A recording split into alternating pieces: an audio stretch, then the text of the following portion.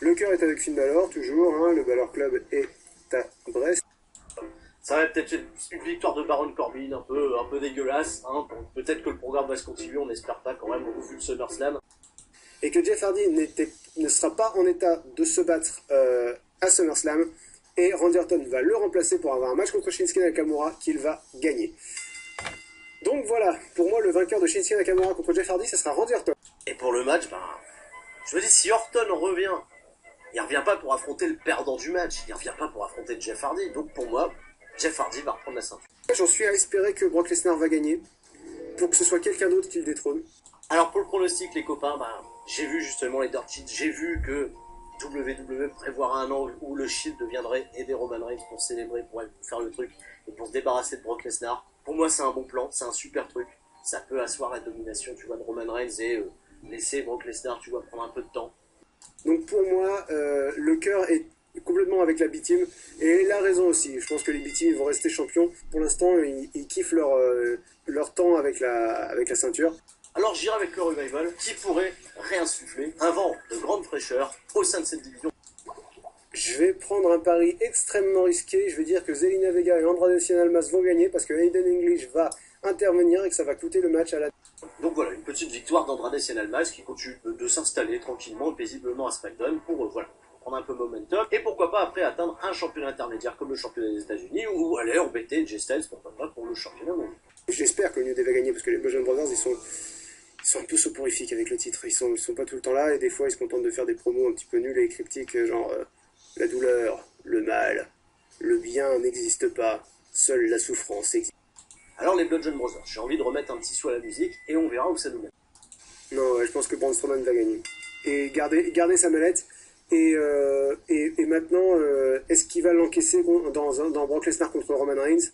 S'il la garde, je vois pas pourquoi il le ferait pas, mais en même temps, Brock Lesnar était là à Raw 2 fois ces 3 dernières semaines, et Braun Strowman n'a pas encaissé son...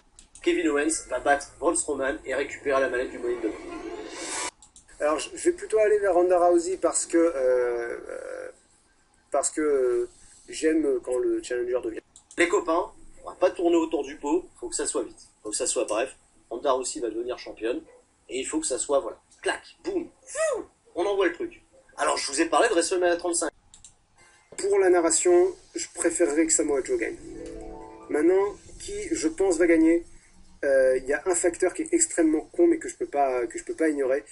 AJ Styles est sur la couverture de WWE 2K19, et je les vois pas changer de champion en pleine période de promotion du jeu. Par contre, sur le pronostic, c'est plus dur de se prononcer. J'irai avec AJ Styles. Je suis très fan de ce gros run, tu vois, un peu longue durée. Et surtout, je me mets à la place des créatifs de WWE. C'est encore la crainte que j'avais, que je vous en parle depuis très longtemps. Ça manque cruellement de gros babyface du côté de SmackDown. C'est-à-dire qu'une fois que le programme avec Styles est fini, là, il reste Bryan. Bon, le cœur est à 100% derrière Becky Lynch. Il est largement temps qu'elle redevienne championne. La raison... C'est dommage que Becky Lynch n'ait pas une prise... parce que la prise de finition de Becky Lynch, c'est le disarmer, c'est une prise de soumission.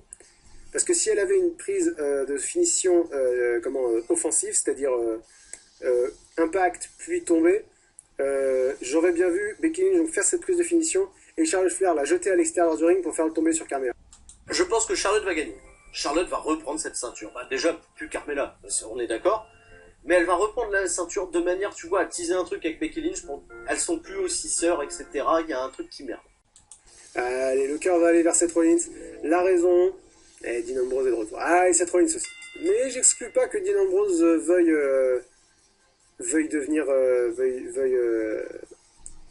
avoir une opportunité pour le titre intercontinental. Et victoire de Seth Rollins. Allez, hop, c'est moi qui régale. Beaucoup de babyface qui gagnent aujourd'hui, c'est dingue. C'est comme ça. J'ai envie de me faire plaisir, j'ai envie de voir des sourires sur les visages, de la joie dans les cœurs. Le cœur est avec Daniel Bryan parce que c'est une question de justice. La raison, c'est plus compliqué parce que Daniel Bryan, son contrat avec la WWE arrive à son terme le 1er septembre et il l'a toujours pas renouvelé. Donc autant que l'histoire soit belle jusqu'au bout, et une victoire de Daniel Bryan, pour moi, me conforterait sur 2 points. Déjà sa position au sein de WWE sur l'avenir, mais également sur la volonté d'en refaire une star qui pourrait réintégrer, on l'espère très prochainement, le main event.